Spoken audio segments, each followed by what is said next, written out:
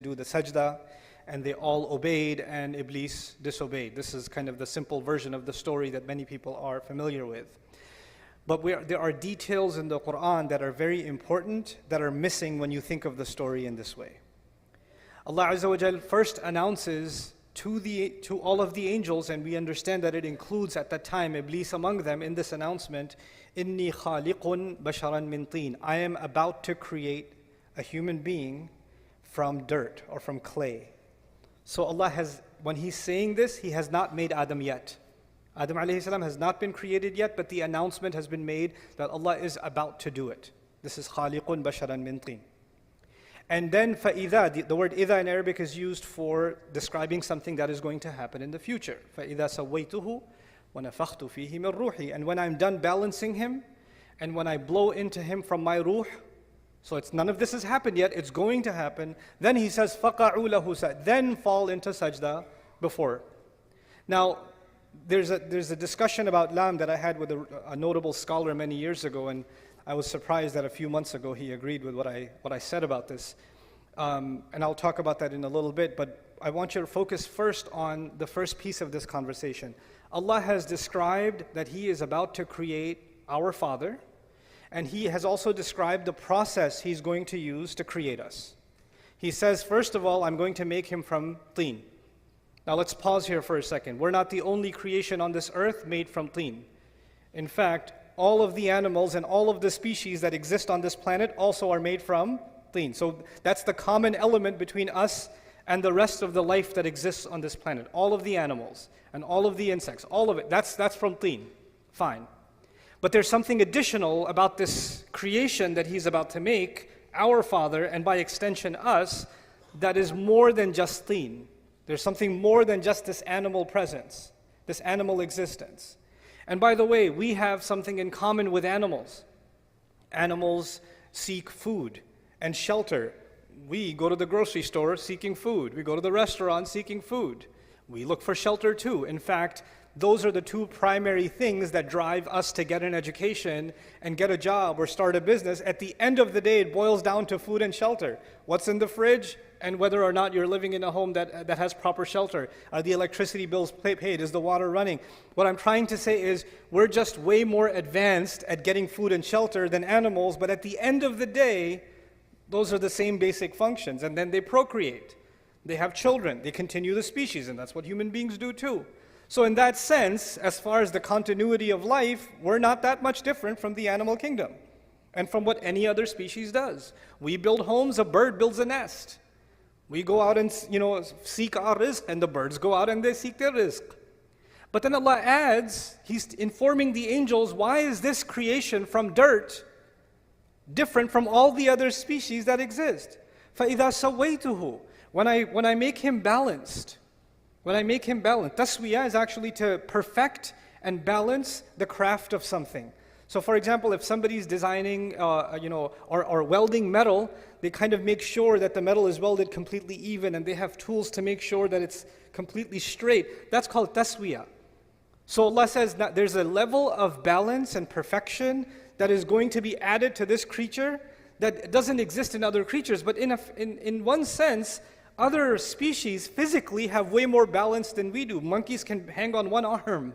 They have pretty good balance. Birds have amazing reflexes, right? So this is talking more than just our ability to stand up on 2 feet. Allah is telling us that human beings will have an ability to balance opposing things. They're going to have the ability, for example, to balance their individual needs with the needs of their family. They're going to balance their personal responsibilities with social responsibilities. They're going to balance their rights and their responsibilities. They're going to balance, our entire life is actually going to amount to balance. And in fact, today, now, there's a multi-million-dollar industry that, teaches, successful people, business people, executives, they attend these work-life balance seminars, right, to achieve balance. And Allah says that human beings have the potential, this human being will have the potential to live a life that is evened out, that's balanced. That's one of the great qualities of the human being that Allah describes that's going to make him amazing. So first He's made like every other animal, but then he's got this remarkable ability to balance things. And then he says, on top of all of that, وَنَفَخْتُ فِيهِ مِنْ رُوحِي. By the way, one aspect of balance before I go further is he says, the balance is actually between our impulses, our emotions, and our thought process. So let me explain what that means. When a hungry dog sees something, it goes and it bites it. It doesn't think about the consequences. There's the emotion and then there's the action. That's it. But human beings, they can look at something and say, no, that's illegal. No, that's haram. No, their mind comes in at work. They think about the consequences. You're getting late for work. There's a red light, right? You have the ability to balance your emotion, your need, your desire to get to work early, but your need to abide by the law and stop at the red light. We're able to balance our thoughts and our emotions. Unlike other species, when they have an emotion, they have an impulse, they jump on it. They react. But we can think about the consequences. We can think about the long term. We can hold ourselves back. That's actually one of the great names of our intellect in the Quran is Al-Hijr and An-Nuha. These are words that are used to describe our intellect. And Al-Hijr means a boulder, a rock, because a rock is a barrier to moving forward. And An-Nuha is prevention, because our mind prevents us from doing stupid things.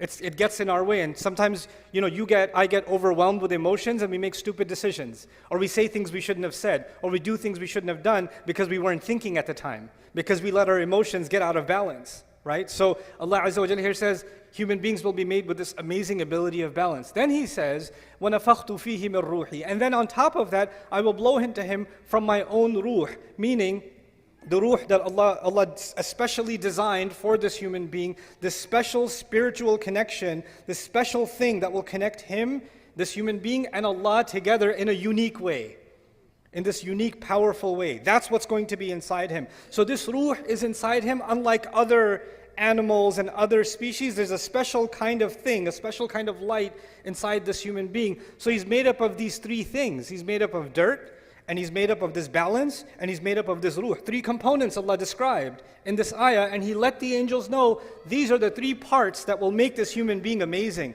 And when these three things come together, then فَقَعُوا لَهُ سَاجِدِينَ, then fall into sajda. So when you study sajda in the Quran, you learn something. If you just scan the entire Quran and look at where Allah talks about sajda. Allah talks about sajda when something incredible happens.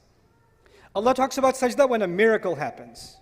When the sorcerers, the magicians, saw the staff of Musa turn into a snake, a giant snake, and eat whatever ma ya'fikun, whatever they had made up, they couldn't help themselves. They fell into sajda.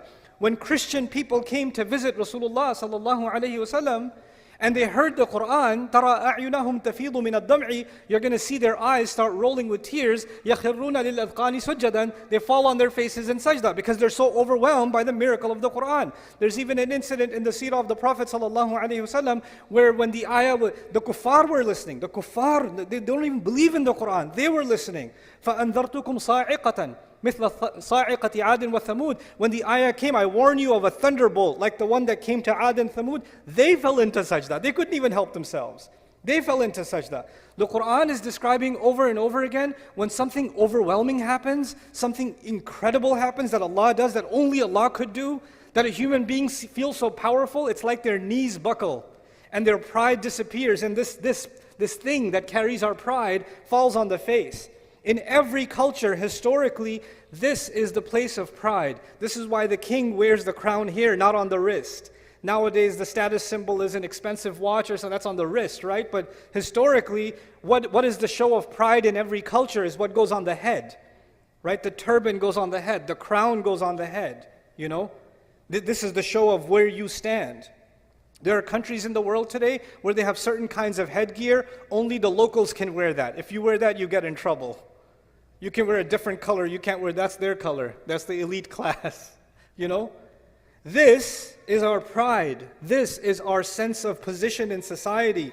And you know what? All of that disappears when you recognize the power of Allah. You're overwhelmed by that. You just fall into sajda. That's what the Quran describes over and over again. And Allah is making a claim here to all of the angels. And the angels, it's important to note, the angels don't just see the seen.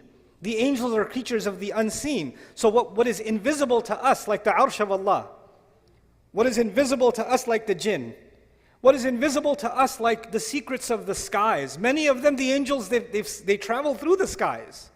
So we can be amazed by a mountain or an ocean or a waterfall, the seen world. That amazes us.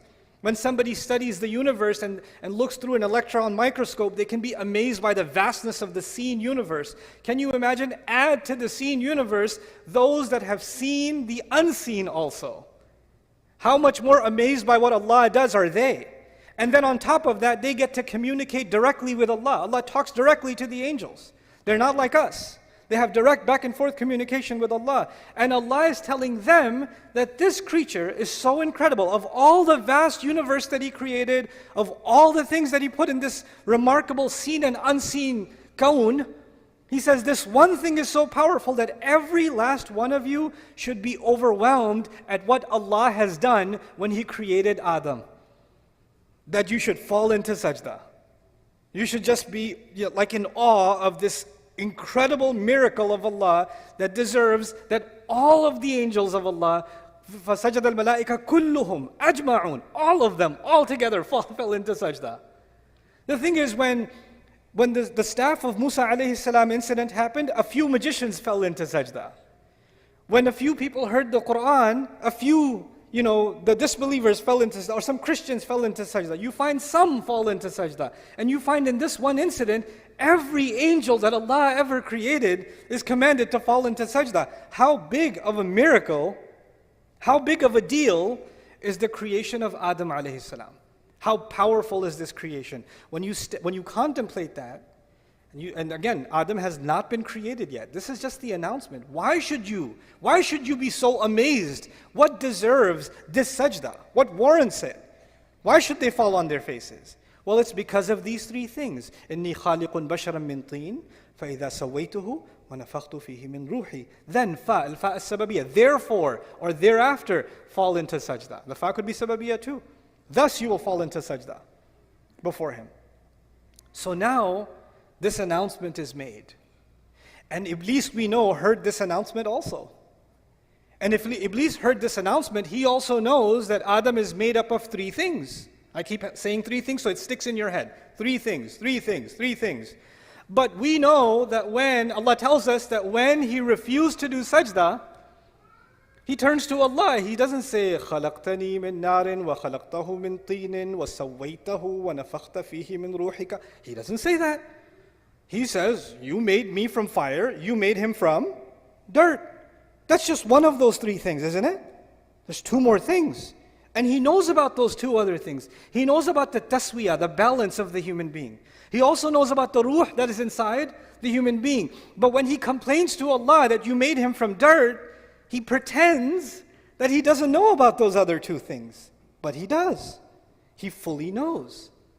This is a really important thing that I want to highlight in these brief moments in this khutbah. There's hundreds of lessons in the story of Adam alayhi salam, but I hope I can do some justice to this one lesson that I want you to take today.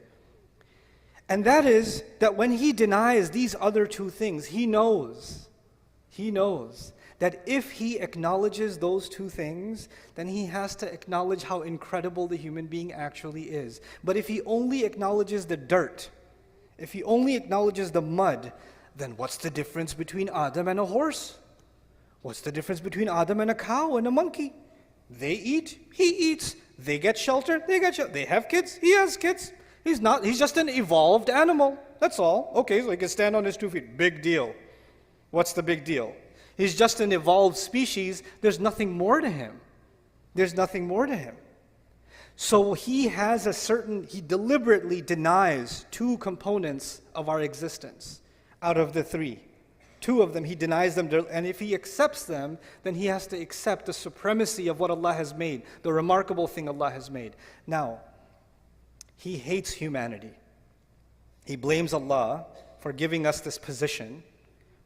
And he swore that he wants to not only see Adam alayhi salam fail, because if you hate Adam, then you got Adam expelled from Jannah, you should be like, I'm good now, I got my revenge, feel better. Nah, he doesn't feel better. He's like, now I'm going to get his kids. And now I'm going to get his family. And now I'm going to get their kids and their kids. And he keeps ruining human beings time and time and time and time again. And the rage of his fury doesn't go away. He doesn't feel any better after getting revenge or destroying. He doesn't feel any better. So the thing is, how does he destroy human beings? He does many things to destroy us. But one of the most important things he does, which is actually, now I get to talk about the topic of my khutbah today. One of the things that we learn from this passage and these ayat of the Quran is that Iblis did not want the human being to be acknowledged as something worthy. And his greatest success, one of his greatest successes, if he can convince you and me that in fact you're not worthy. Self-worth, valuing yourself, respecting yourself as a human being is actually one of the great crises in the world today. People in the sociology, world of sociology, people in the world of psychology, people in families across the world are facing a crisis of people who don't see any worth in themselves. Oh, I used to have a job, but I'm retired now. Nobody cares about my opinion. I'm worthless. I just sit home all day. My son has a job. My daughters are gone away to college, and I'm just useless here. I'm just a burden on everyone. There's an old man sitting in his home thinking he's completely worthless. All I can do is just go to the masjid and come back, but I live with this worthlessness inside me. It's just better if I just die. These are the thoughts he has inside. He doesn't say it. Sometimes he even says it. He lives with this worthlessness. A young man lives with worthlessness. He says, my brother graduated, my cousin got a job, everybody else is doing better, this one already got married, look at me, I've got nothing. I didn't accomplish any of those things. Oh, I wasted so many years. I should have done this, I should have done that. Everybody tells me I'm a loser, I must be a loser. What does Iblis want to do? He wants to get people to say things around you in your life. They'll say things to you that make you feel worthless. They don't even realize they're doing it. They don't even realize it. But they're having this effect on you when you start thinking, yeah, maybe I am worthless. Maybe I'm not that big of a deal. I'm a nobody.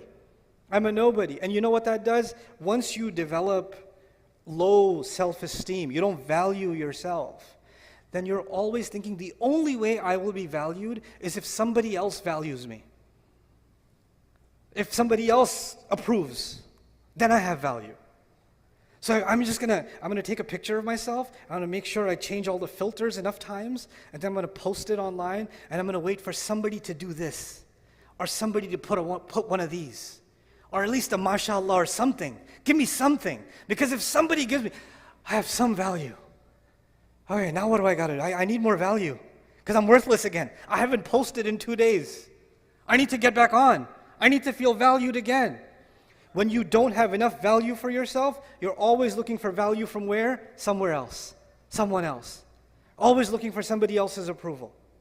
Always looking for somebody else's compliment. You didn't say anything.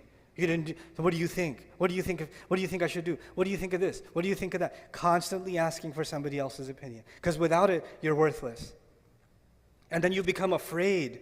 When you become when you have low self-esteem, then you can't deal with any of your rights. Like, people can walk all over you, they can humiliate you, and in your head you're like, yeah, I deserve it. I'm scum anyway. I mean, I deserve even worse. And then what's even better is Iblis comes to those in your life sometimes and he says, hey, say this to him. Say, you know what? I know I treat you like a dog, but you deserve worse than that. So you should be happy that I even treat you this much. Okay, you're lucky to even get this much treatment. And you hear that enough times, and what happens? You start internalizing it. Because human beings, even if you reject something at first, if you hear it enough times, you start getting influenced by that. You start seeing yourself that way. You start developing a hatred not just for others, but also for yourself. And then this rage inside you is always like, my opinion doesn't matter. Everybody else's opinion matters. My voice is no good. Everybody else's voice is better. My presence is a burden. I have nothing to offer anyone. When you start developing this is a great victory of shaitan, because shaitan says, that's what I was saying, man. That's exactly what I was saying. Just dirt. Look at him. What balance, what ruh. And what does Allah do?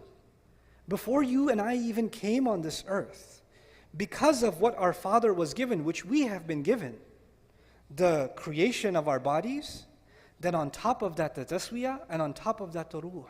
He gave us an honor above all of Allah's creation, and all of Allah's creation see us as a miracle of Allah, worthy of all the angels falling into sajda, in awe of what Allah has done, in amazement at what Allah has done.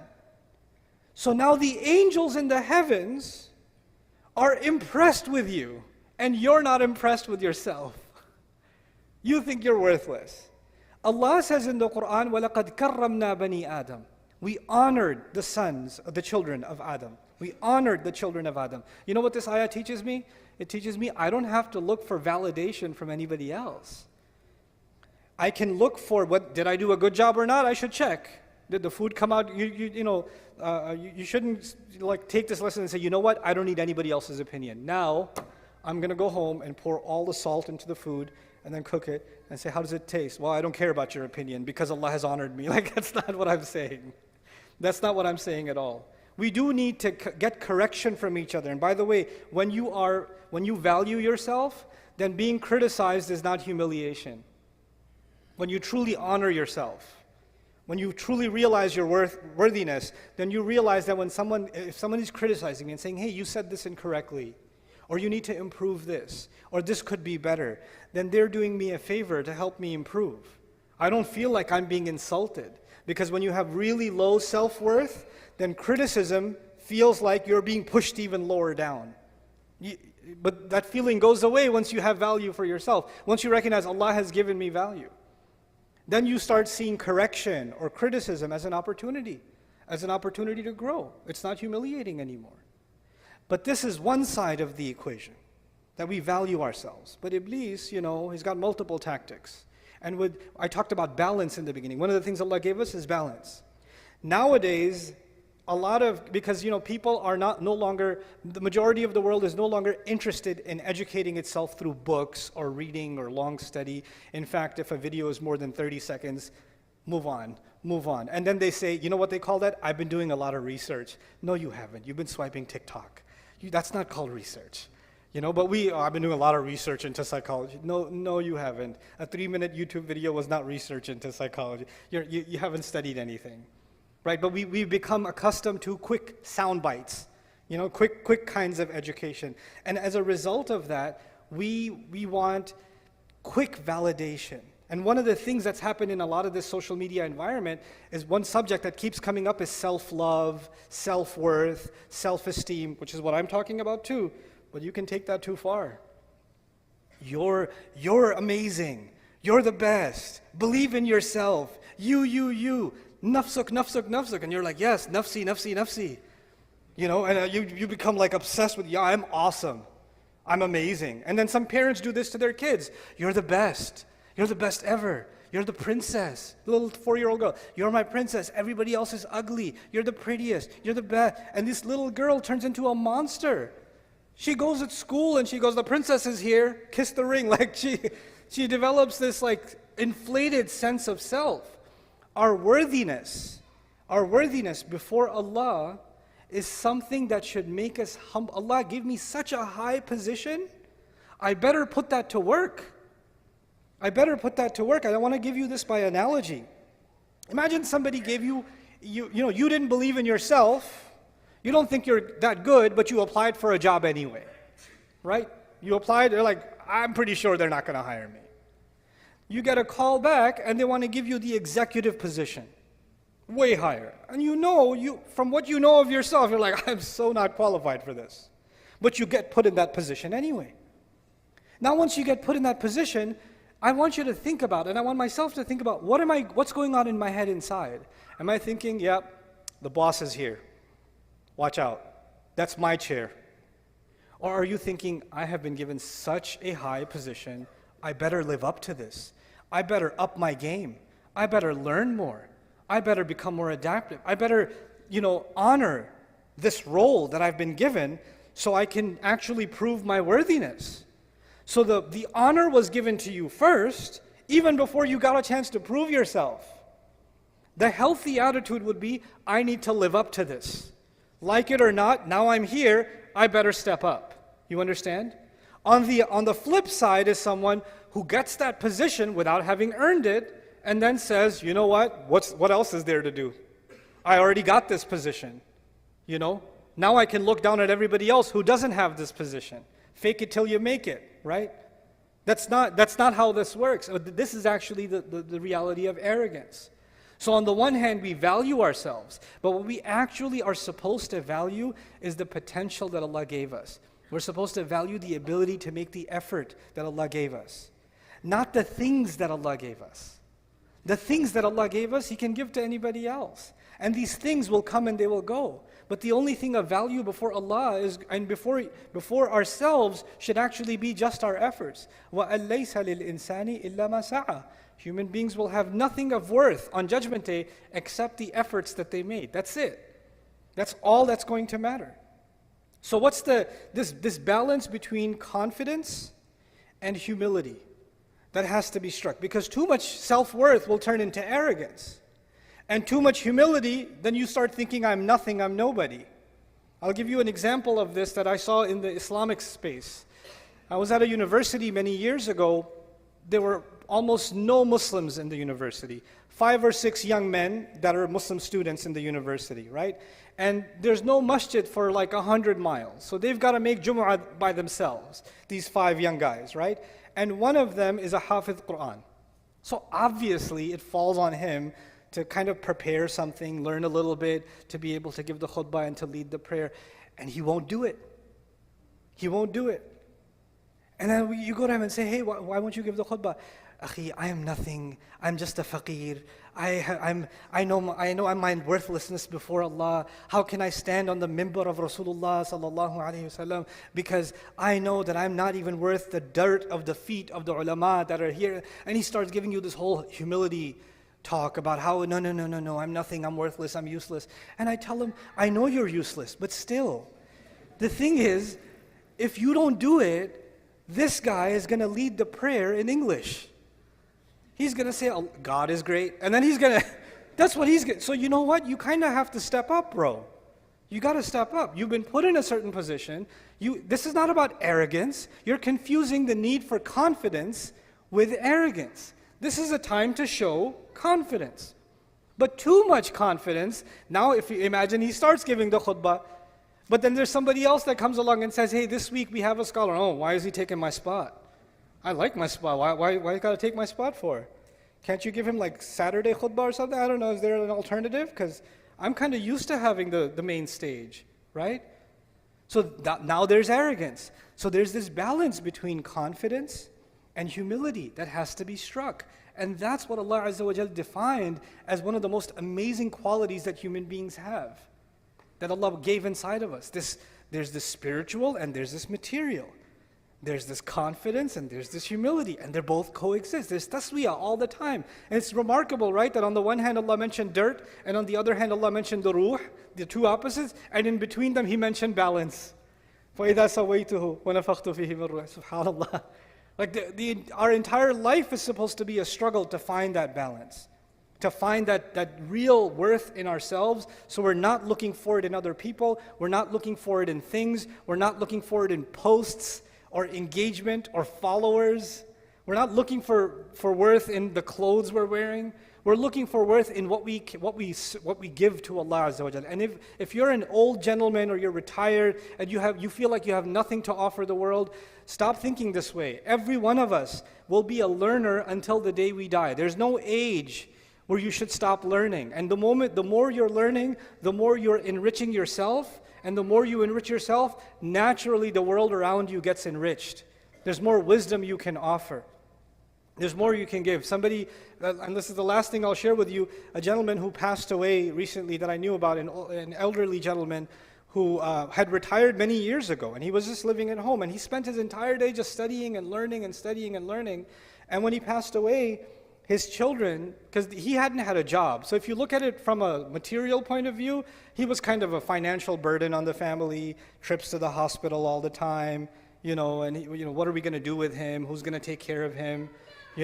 But on the other hand, when he left, you know all those kids and his grandkids and all of them, you know what they remember? The things he used to read and he used to share, the wisdom that he used to share. And that those little bits of wisdom, you don't know, they might change that grandson's life. There may be a time where, just like Allah describes Yusuf alayhi salam, لَوْلَا أَرَّأَى بُرْهَانَ رَبِّهِ. Yusuf alayhi salam heard some bits of good counsel from his father Yaqub when he was little, and so many years of his life he held on to Islam. The only tarbiyah he had were some words of wisdom he heard from his father years ago, right? So no goodness is worthless. No good effort is worthless. No human being is worthless.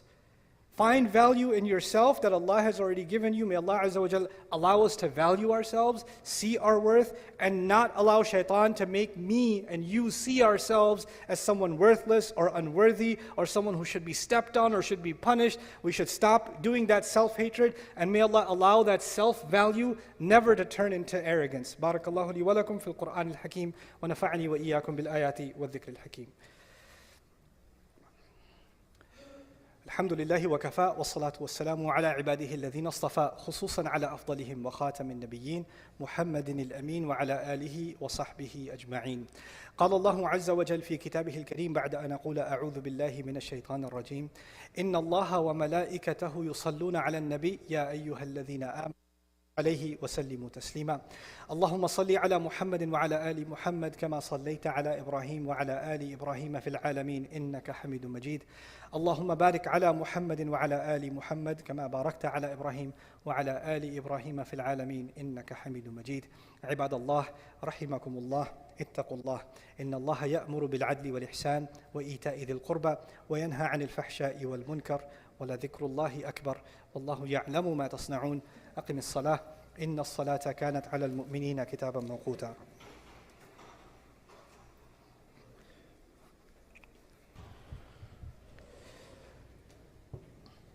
You need that? Huh? Do you want to wait? That's up to you. However you guys do it, yeah. Sure.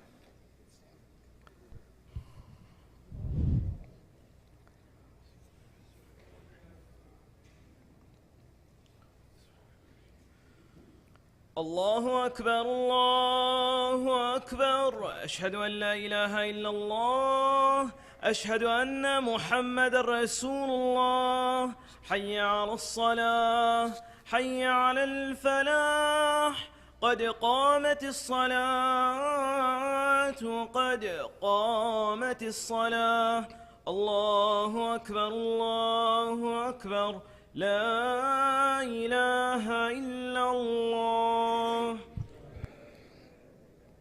استقيموا يرحمكم الله. الله أكبر.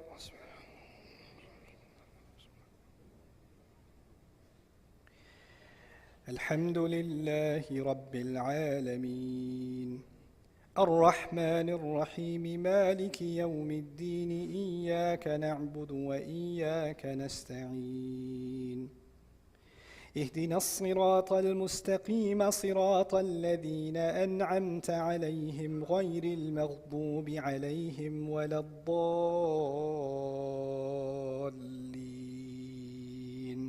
آمين.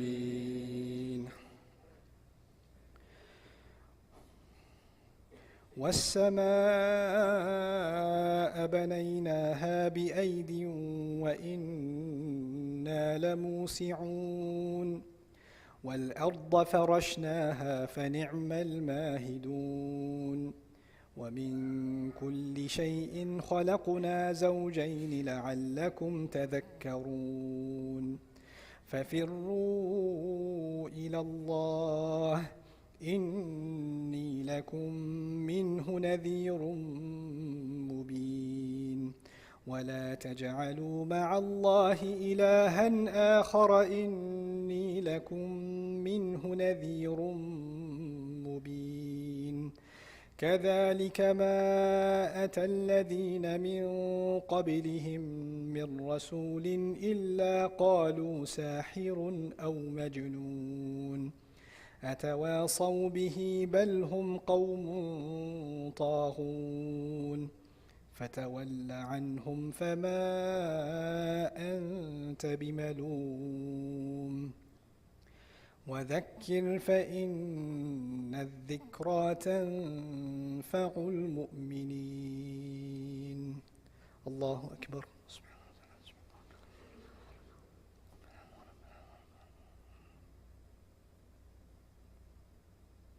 سمع الله لمن حمده. الله أكبر.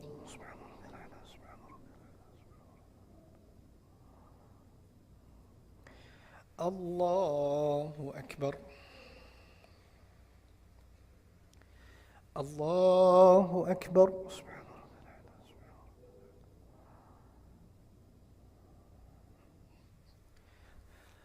الله أكبر.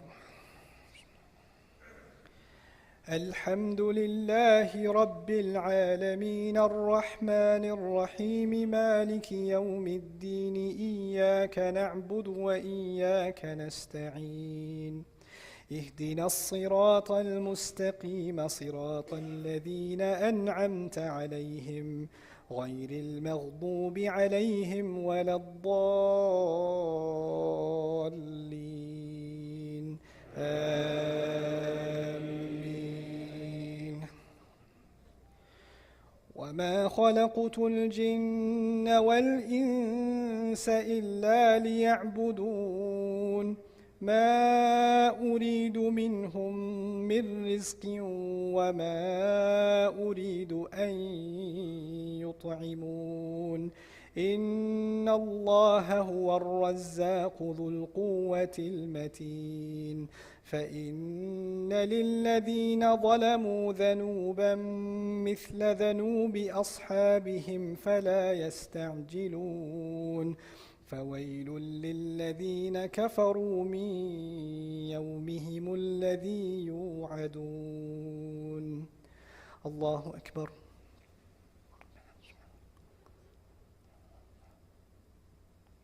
سمع الله لمن حمده.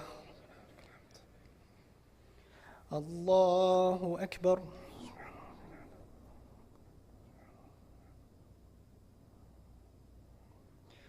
الله أكبر. الله أكبر.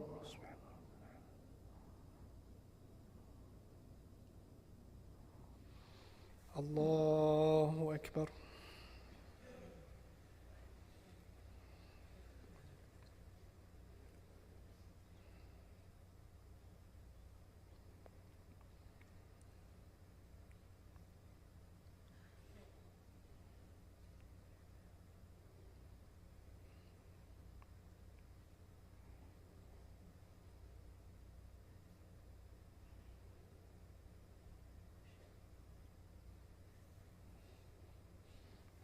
السلام عليكم ورحمة الله.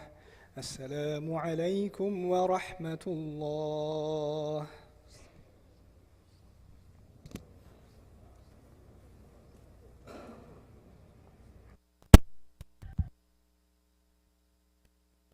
Assalamu alaikum. Jazakallah Ustaz Numan. Thank you so much for very encouraging khutbah. So please, we have a janazah prayer. So please stay on for a few minutes. We have a janazah prayer for Sister Tanveer. So inshallah, we're going to pray the janazah. Where is Hafiz Sajjad? Sheikh Sajjad? Sheikh Sajjad?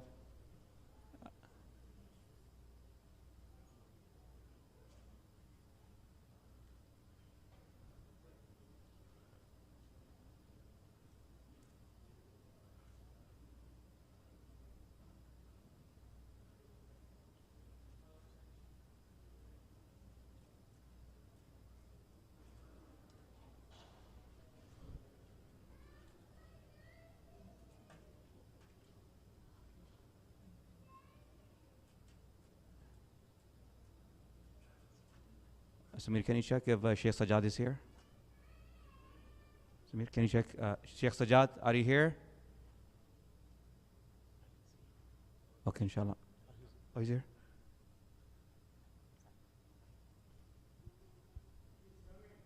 Okay, inshallah. We'll wait. Just inshallah.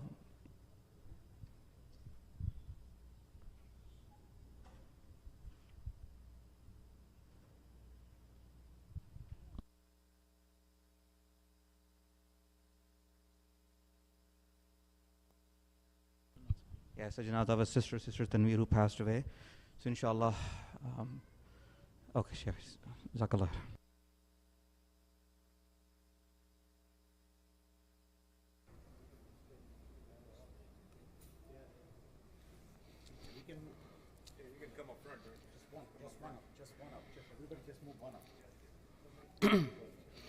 So there will be 4 takbirat. After the first takbirah, inshallah, Surah Al-Fatiha. And the second takbirah, you have to read send peace and salam upon Rasulullah sallallahu alaihi wasallam. And after the third takbirah, we're going to make dua for the sister. And after the fourth takbirah, we're going to make salam, inshallah. Allahu Akbar.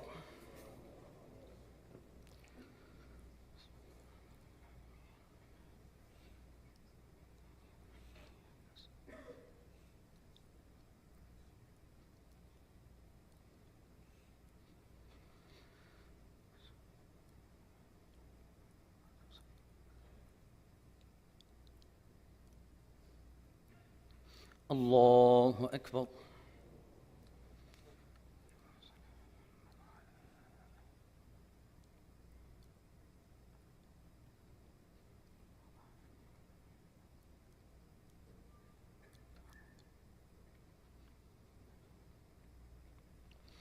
Allahu Akbar. اللهم اغفر لها وارحمها اللهم اغفر لها وارحمها واكرم نزلها ووسع مدخلها واغسلها بالماء والثلج وقها من الخطايا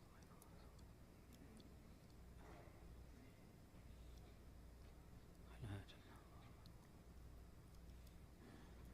اللهم اغفر لحينا وميتنا وصغيرنا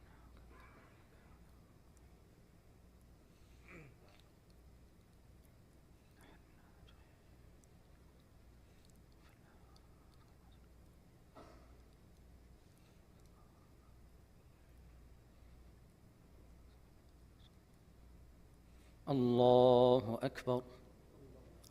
السلام عليكم ورحمة الله. السلام عليكم ورحمة الله.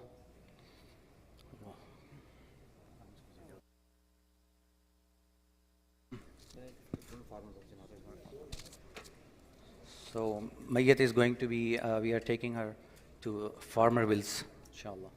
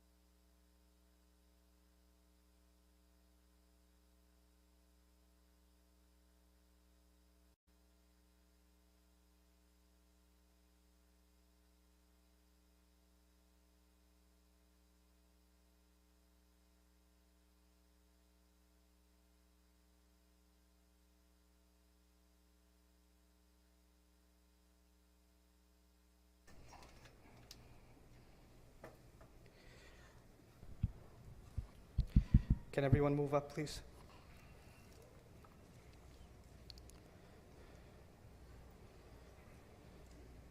Assalamu alaikum wa rahmatullahi ta'ala wa barakatuh.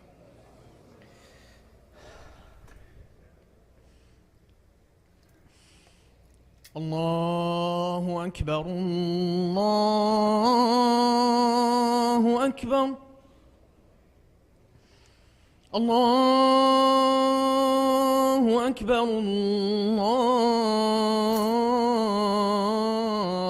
الله أكبر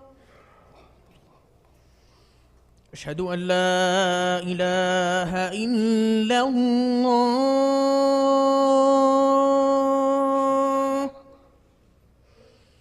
أشهد أن لا إله إلا الله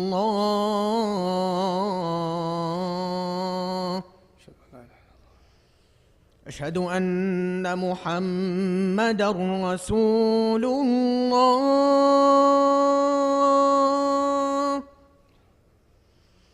أشهد أن محمدا رسول الله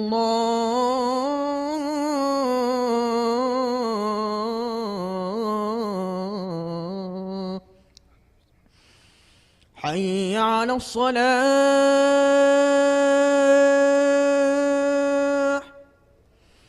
حي على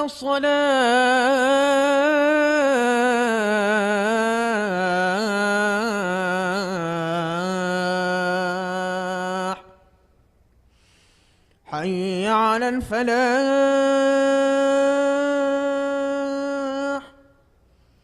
حي على الفلاح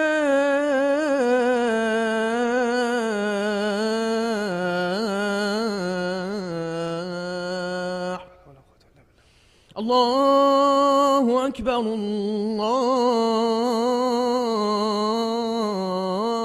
الله أكبر لا إله إلا الله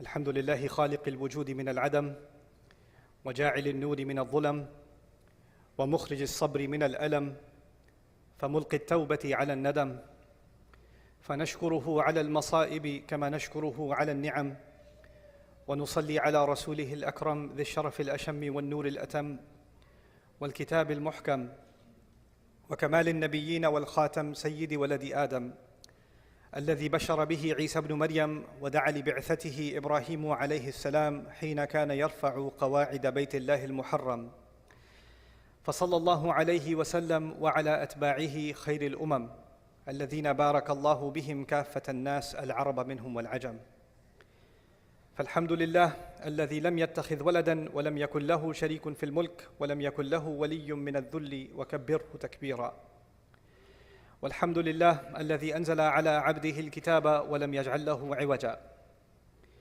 والحمد لله الذي نحمده ونستعينه ونستغفره ونؤمن به ونتوكل عليه ونعوذ بالله من شرور أنفسنا ومن سيئات أعمالنا من يهده الله فلا مضل له ومن يضلله فلا هادي له ونشهد أن لا إله إلا الله وحده لا شريك له ونشهد أن محمدًا عبد الله ورسوله أرسله الله تعالى بالهدى ودين الحق ليظهره على الدين كله وكفى بالله شهيدا فصلى الله عليه وسلم تسليما كثيرا كثيرا أما بعد فإن أصدق الحديث كتاب الله وخير الهدي هدي محمد صلى الله عليه وسلم وإن شر الأمور محدثاتها وإن كل محدثة بدعة وكل بدعة ضلالة وكل ضلالة في النار قال الله عز وجل في كتابه الكريم بعد أن أقول أعوذ بالله من الشيطان الرجيم إذ قال ربك للملائكة إني خالق بشرا من طين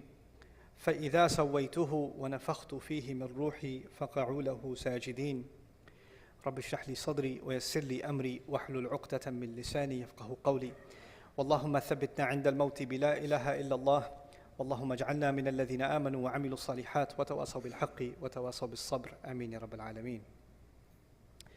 In today's khutbah, I'd like to share with you some important lessons that I need reminding of, and you all, I believe, also do too, from what Allah describes in the story of Adam alayhi salam, particularly something that I want to share with you about Iblis today.